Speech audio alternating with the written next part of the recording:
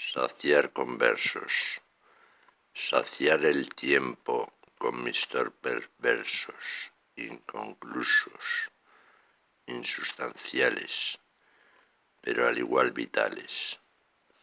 Son también melodía de la tristeza del alma mía, son estertores de poesía y a veces su voz es fría.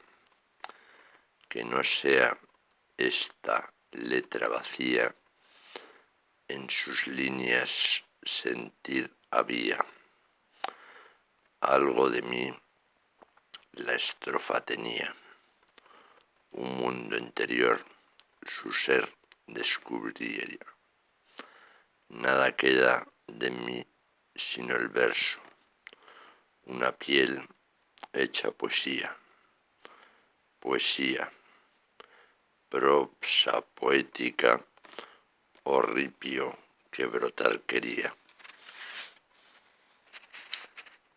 Algo de mi energía en las líneas acontecía, mi alma en ella revivía, mi entraña en ellas florecía, con ellas mi vida huía, y no era una voz baldía, por ellas yo sobrevivía.